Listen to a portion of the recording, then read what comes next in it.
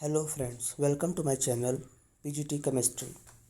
तो फ्रेंड्स, हम लोग जैसा कि प्रीवियस ईयर्स के पेपर डिस्कस कर रहे हैं केमिस्ट्री के, तो हम लोगों ने लास्ट लेक्चर तक 2002 के 67 क्वेश्चन तक सॉल्व कर लिए थे और आज हम 68 क्वेश्चन से स्टार्ट करेंगे।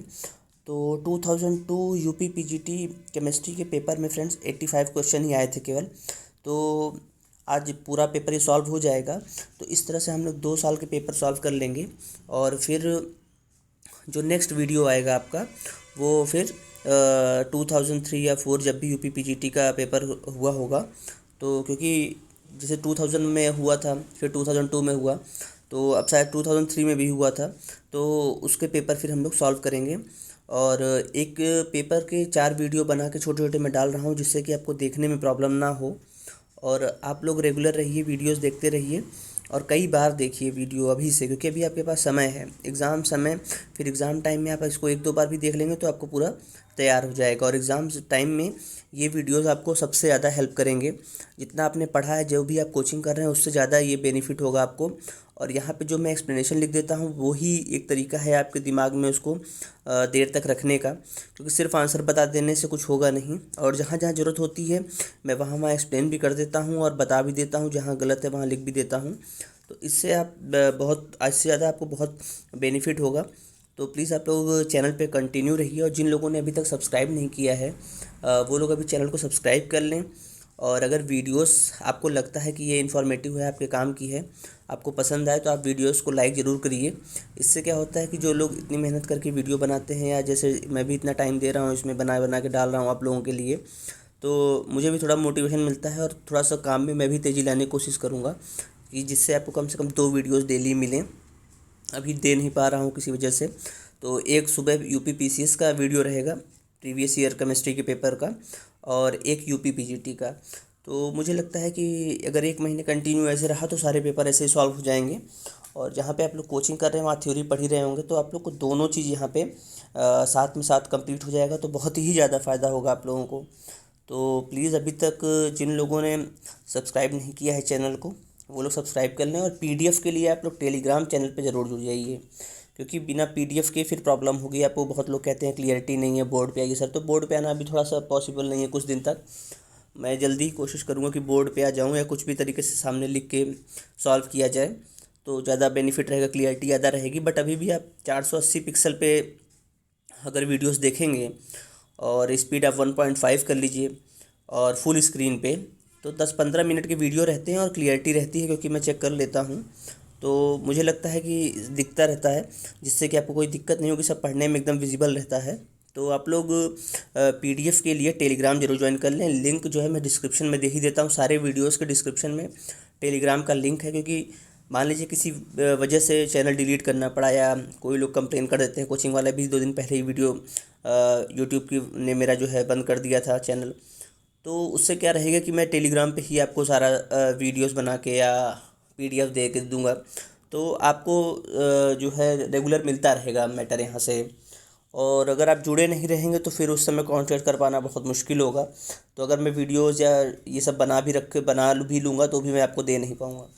तो आप लोग टेलीग्राम जरूर ज्वाइन कर लीजिए, ठीक है। तो आज हम लोग शुरू करते हैं 68 क्वेश्चन से। तो पहला क्वेश्चन है, in which of the following reaction carbene is generated as reaction intermediate. तो कार्बीन किस रिएक्शन में इंटरमीडिएट बनती है, और इंटरमीडिएट आप लोग पढ़े होंगे बीएससी वगैरह में, बीएससी में था ये। तो कार्बीन, नाइट्रीन, कार्बोकैटायन, कार्बेन आयन, और कैसे स्टेबिलिटी देखते हैं सब। तो मुझे लगता है कि रिएक्शन इंटरमीडिएट आपने पढ़ा होगा, जिन लोगों ने नहीं पढ़ा होगा एक बार देख लेंगे, बहुत टफ नहीं है।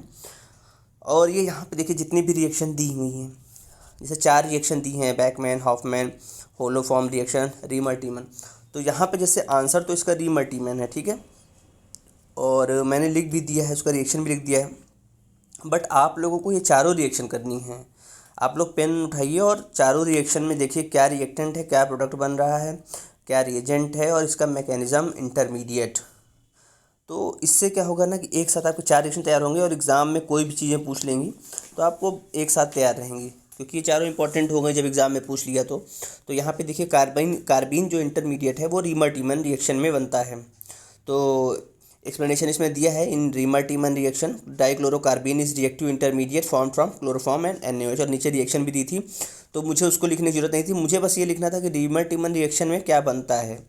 तो फिनॉल की रिएक्शन जब हम कराते हैं क्लोरोफॉर्म और KOH से, तो सैलिसिल्डिहाइड बनता है।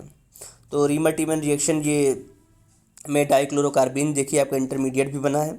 तो यहाँ पे इतनी चीज़ें इसके लिए बहुत थी, और इसका मैकेनिज्म आप लोग अपने से लिख लीजिएगा, और बाकी जो 3 रिएक्शन है उसमें भी आप देख लीजिएगा कि क्या फॉर्मेशन हो रहा है, क्या रिएक्शन है, क्या इंटरमीडिएट है। तो इससे क्या होगा, 4 रिएक्शन आपको तुरंत तैयार हो जाएंगी।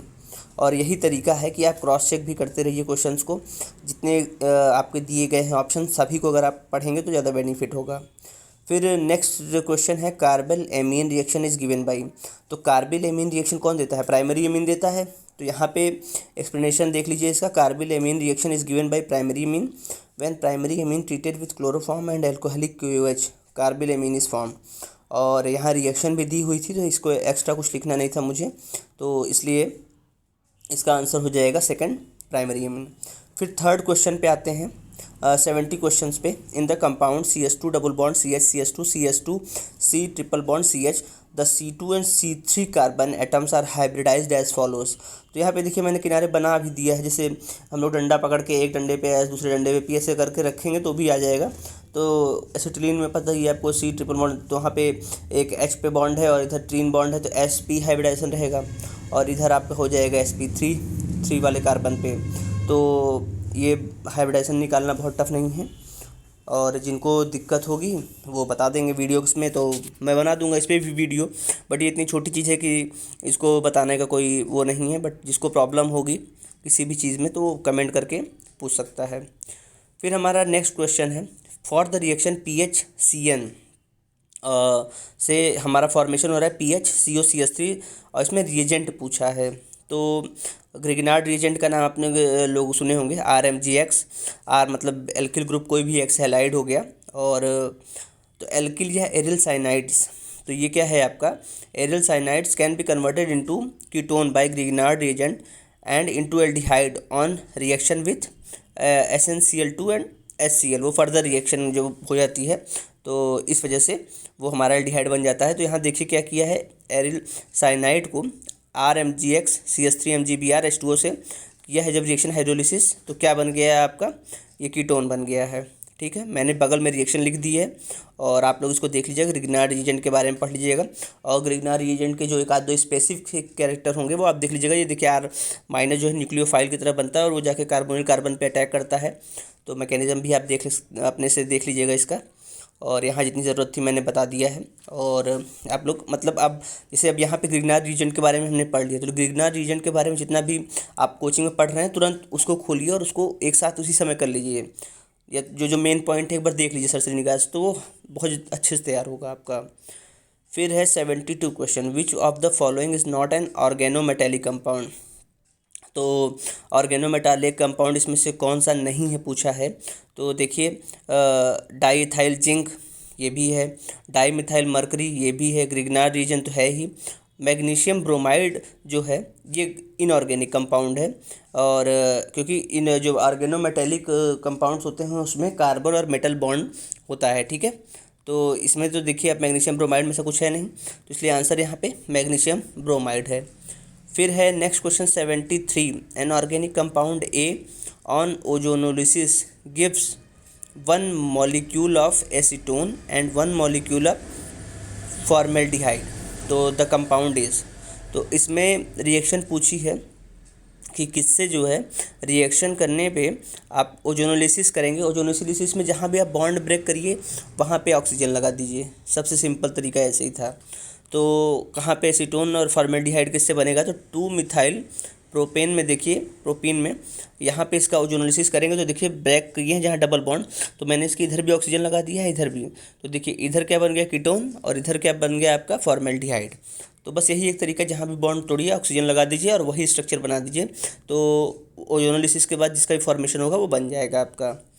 ठीक है, फिर हम नेक्स्ट क्वेश्चन पे आते हैं, a gas at 30 degree centigrade is first compressed to half of its original volume. To what temperature it should now be heated so that its volume increases to double of its original volume. ठीक है, तो ये हम लोग पढ़े होंगे gas वाले chapter में कि V1/T1 is equal to V2/T2। तो यहाँ से फिर हमें क्या निकालना है, T2 निकालना है। तो अब बाकी देखिए सबकी वैल्यू दी हुई है। तो T1 V1/V1, तो फिर 303 T1 दिया है और 2 × 2V और अपॉन V/2। तो ये कितना आ जाएगा आपका, इसको सॉल्व करने पे 1212 केल्विन। तो T बराबर क्या हो जाएगा, 1212 माइनस 273, 939 डिग्री सेंटीग्रेड इसका आंसर हो जाएगा। ये मैंने चेक कर लिया था, ये सही है। अभी आपको आगे दिखाऊंगा जहाँ पे इन्होंने गलत किया है न्यूमेरिकल, उसको मैंने सॉल्व किया था और देखा था। जैसे ये 77 क्वेश्चन है कि the most probable velocity in centimetre per second of hydrogen molecule at 27 degree centigrade will be. तो यहाँ पे इसका आंसर दिया था 15.8 × 10⁴। लेकिन ये गलत है, इन्होंने सॉल्व भी किया है लेकिन इसका आंसर होगा 17.8 × 10⁴। तो अभी इसको हम एक्सप्लेन करेंगे। पहले ये 1-2 क्वेश्चन बीच में और हैं, उसको देख लीजिए, फिर लाइन चलते हैं। तो 75 क्वेश्चन फिर हम देखेंगे। Which of the following compound reduces Tollens reagent. तो टॉलेंस रीजेंट पे पहले भी हम लोग देख चुके हैं। टॉलेंस रीजेंट क्या होता है, solution of silver nitrate and ammonia. तो इसका आंसर हो जाएगा ग्लूकोज। तो glucose, fructose, mannose which are known as reducing sugars can reduce Tollens reagent. और टॉलेंस रीजेंट क्या होता है, solution of silver nitrate and ammonia. फिर पेट्रोल गैसोलाइन किसका मिक्सचर होता है, तो इसमें आंसर है हाइड्रोकार्बन जो होते हैं आपके C6 से C8। जैसे C6 से हो गया हेक्सेन, हेप्टेन एंड ऑक्टेन। ये सब किस में प्रेजेंट होते हैं, पेट्रोल में। तो हेक्सेन, हेप्टेन एंड ऑक्टेन जो जैसे अब पेट्रोल गैसोलाइन का डिफरेंस क्या है। जैसे पेट्रोल गैसोलाइन एक ही चीज़ है, लेकिन जैसे हम लोग इसको पेट्रोल बोलते हैं, गाड़ी में पेट्रोल डालना है। लेकिन जैसे USA में हो गया, लैटिन कंट्रीज़ में हो गया, वहाँ पे पेट्रोल को गैसोलाइन बोलते हैं। और यूरोपियन कंट्रीज़ में, एशिया में हम लोग इसको पेट्रोल बोलते हैं, और USA और लैटिन कंट्रीज़ में गैसोलाइन बोलते हैं। तो बस बोलने के फ़र्क है, बाकी है सेम। ठीक है, फिर आ जाते हैं हम 77 क्वेश्चन पे। The most probable velocity in centimetre per second of hydrogen molecule 27 degree centigrade will be. तो यहाँ पे ये क्वेश्चन जो है गलत दिया था, फिर मैंने इसका एक्सप्लेनेशन जो है इसको एक्सप्लेन किया और देखा। तो इसका आंसर हो जाएगा आपका 17.8 × 10⁴। तो यहाँ देखिए इसका एक्सप्लेनेशन भी किया गया है कि most probable velocity is √8 RT/πm। तो R की वैल्यू 8.314 होती है, ये याद करना है, या दिया भी रहता है एग्जाम में। और T 27 + 273 तो हो गया 300 केल्विन। इसको डिग्री सेंटीग्रेड से केल्विन कन्वर्ट कर लेंगे। और जो ये मास है आपका, तो 2 ग्राम पर मोल मॉलिकुलर मास ऑफ हाइड्रोजन। तो बस इसी पे जो है फॉर्मूले पे ये जो है 8 RT/πm पे ही इसकी सारी वैल्यू रख देंगे। तो देखिए 1782.50 मीटर पर सेकेंड आया है आंसर। तो फिर इसको हम लोग सेंटीमीटर में चेंज कर लेंगे, तो 17.8 × 10⁴ होगा। तो यहाँ पे इसका आंसर गलत दिया था, और ये नीचे एक्सप्लेनेशन है, आप लोग इसको देख लीजिएगा, तो जिससे आपको कोई प्रॉब्लम नहीं होगी। फार्मूला और वैल्यूज़ तो मतलब सब पता ही रहती हैं आप लोगों को, और जहाँ जहाँ वैल्यू जो याद करने वाली है उसको आप लोग याद कर लीजिएगा, जितना मतलब जो पता होना चाहिए पहले से ही आपको। फिर हम 78 क्वेश्चन पे आते हैं। Which of the following alloy is not properly matched with reagent to its composition. तो ये पहले भी आ चुका है क्वेश्चन कि ब्रास कौन सा होता है, ब्रास में कॉपर जिंक होता है, सही है ये। गन मेटल में क्या होता है, कॉपर टिन जिंक होता है, लेड भी होता है। और ये देखिए निक्रोम में क्या होता है, निकेल होता है, आयरन होता है, क्रोमियम होता है। और इस शोल्डर में जो है आपको गलत दिया था, लेड और जिंक दिया था, जबकि जो है टिन और लेड होता है। तो ये याद करने वाला है वीडियो अरे क्वेश्चन, तो आप इसको जो है लर्न कर लीजिए, क्योंकि दूसरी बार मैं इसको बता रहा हूँ, तीसरी बार।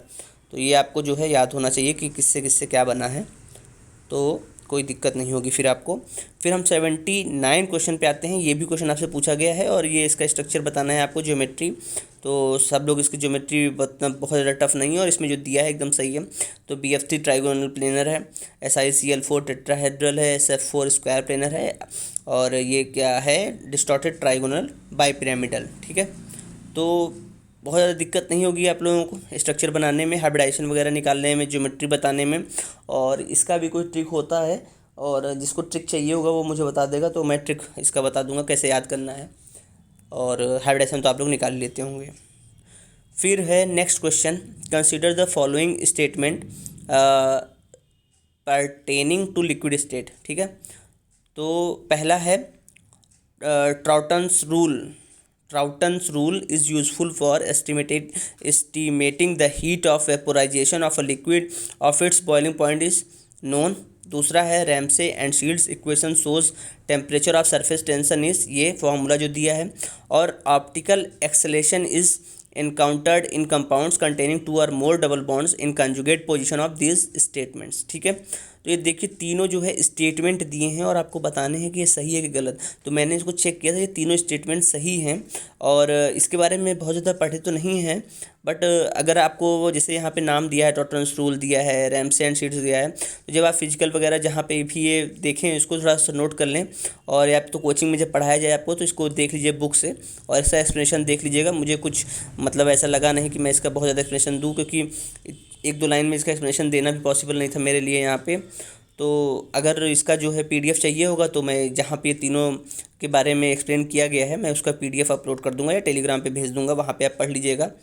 और क्योंकि ये नए क्वेश्चन हैं और इस तरह का जैसे पढ़ा मैंने भी नहीं था बहुत ज़्यादा अच्छे से, तो बस मैंने इसको क्रॉस चेक कर लिया कि ये सही दिया है आंसर कि गलत दिया है. और तीनों स्टेटमेंट वाले भी क्वेश्चन जो है ये दिए हैं, तीनों स्टेटमेंट आप देख लीजिए और एक बार दिमाग में रहेगा तो अगर एग्ज़ाम में आएगा तो आप उसको टिक कर देंगे वहाँ से.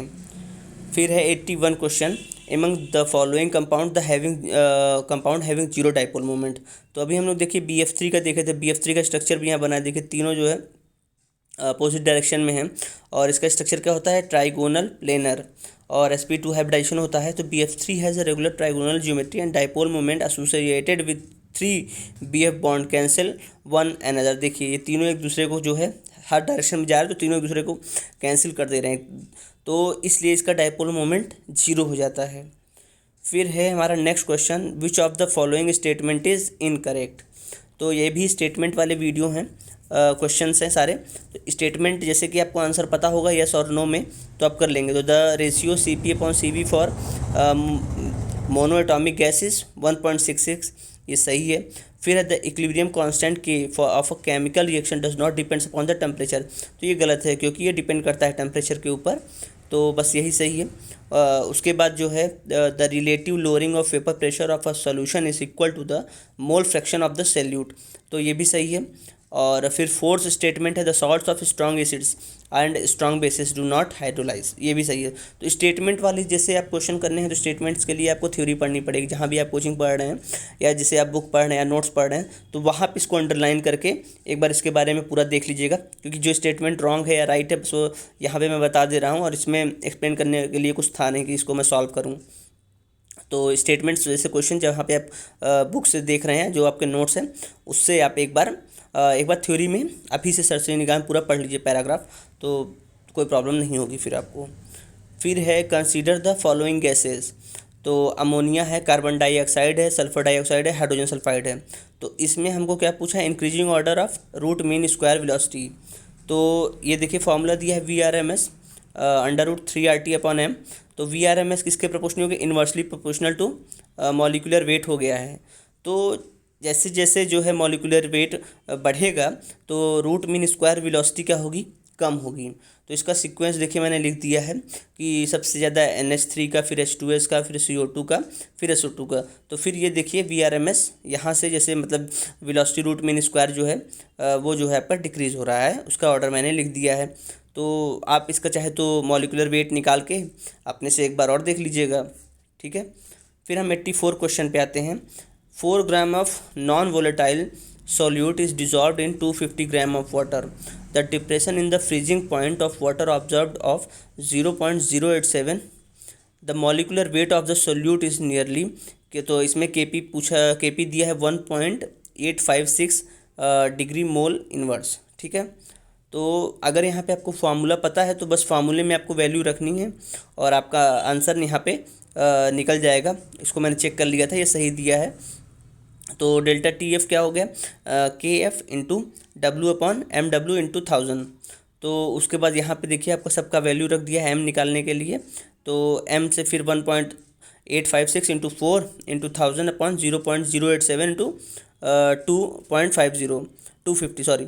तो फिर मॉलिक्यूलर वेट जो है आपका, तो इसका जो है सॉल्व करने पे आपको आएगा 341 21.7।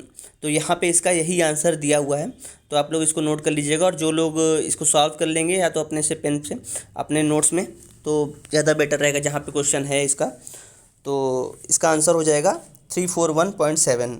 फिर हम नेक्स्ट क्वेश्चन पे आते हैं 85। तो 85 में दिया है अ न्यूक्लियोफाइल इज़। तो न्यूक्लियोफाइल क्या होता है? For acting as a nucleophile the species must contain a lone pair according to Lewis a base is electron pair donor. तो न्यूक्लियोफाइल में क्या है आपका? नेगेटिव चार्ज होता है, behave as a lone pair.